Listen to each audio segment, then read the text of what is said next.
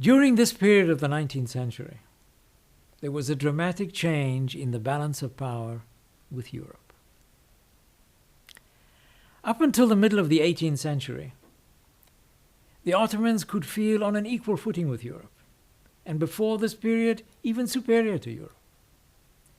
But in the last quarter of the 18th century, a dramatic change took place. It was clear that the gap between the Ottoman Empire and Western Europe in science, technology, military, and economic power was all shifting in favor of the Europeans. Important advances in medicine led to dramatic population growth in Europe. Technology enabled modern shipbuilding and therefore also economic expansion. The wealth of the West enabled the creation of powerful navies and armies, and all of this served the expansion of Europe ever more at the expense of the Ottomans. The Russian-Ottoman War of 1768 to 1774 was a critical turning point. The Russians emerged victorious in this confrontation, and in this war they took over the area of the Crimea. This Russian victory brought the Russians onto the banks of the Black Sea. The Black Sea, from then onwards, was no longer an enclosed Ottoman lake, and brought the Russians ever closer to the straits, the Bosphorus and the Dardanelles, that lead to the Mediterranean. This loss of Crimea didn't only mean the loss of complete Ottoman control of the Black Sea. It also meant the first serious loss of control of Muslim subjects. The symbolic loss of Ottoman control of Muslim peoples. This was a great historical reversal and of great meaning, because it was of great religious and legitimacy importance for the Ottoman Empire to be the ruler of Muslims and not to have Muslims taken over by Christian powers. The Ottoman Empire was, after all, the protector of Muslims and of Islam. In the 19th century, we have what one could call the century of European empires. Europe seemed to be ruling the world. This led to the realization of the peoples in the Middle East, and the Ottoman government too, that something had gone awfully wrong in the cosmic order of things. The belief in the historic supremacy of Islam over Christianity, the belief in the historic supremacy of Muslims above all other religions and peoples, was in need of an update. A fundamental change in thinking was required. And it was now at the end of the 18th century when the Sultan Selim III began the first serious efforts at modernizing the Ottoman army. And this was done in the 1790s, before the Napoleonic invasion of Egypt. The fact that reforms began in the military is a very important factor in and of itself.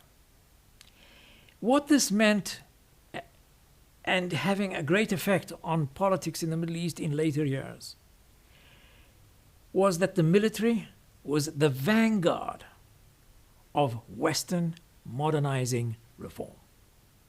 Military officers became the most westernized of Middle Eastern societies, and very often in later years became the leaders of revolutionary change.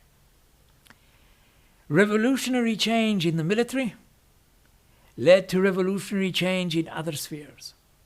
To modernize the military required, for example, the learning of foreign languages: French, English, German. The learning of foreign languages in order to modernize the military led eventually to the influx of foreign ideas. And foreign ideas were the most important in creating what one could call a cultural shock for the Muslim world and its recognition that Islam was no longer a superior culture. The Muslims could no longer rely just on their own self-sufficiency. New ideas, such as equality before the law, individual rights, nationalism, all of these gave rise to new forms of identity and to new forms of organization of the political community. The most dramatic foreign intrusion was Napoleon's invasion of Egypt in the summer of 1798. The French stayed for 3 years until they were forced out by the British and the Ottomans. But this was the first intrusion into the very heartland of the Ottoman Empire. And it was not only an intrusion, but also an extreme exposure to the greatness of European power at that time. This was not just military power. The French came to Egypt not only with their armies, but with scientific missions that brought to the Middle East and exposed to the Middle East this whole new world of scientific advancement and progress. During the 19th century, the people of the Middle East were exposed to an explosion of European energy. The population of Europe increased by 50% from 1800 to 1850. Britain's population grew in this period from 16 million to 27 million. London became the largest city on earth, with a population of 2.5 million people. There was, therefore, much available manpower needed both for industry and the development of large modern armies.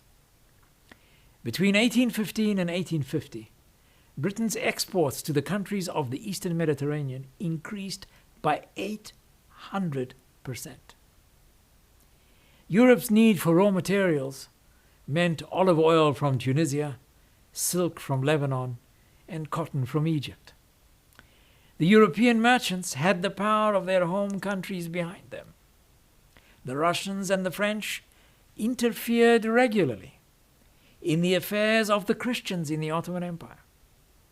The Russians supporting their fellow co-religionists, Orthodox Christians, the Serbs and the Greeks, and the French protecting Catholics. At a later stage, Britain tried to play this minority game by supporting the Jews and the Zionist idea in Palestine. Support for nationalist aspirations of the Christian communities of the Ottoman Empire came very regularly from the Europeans.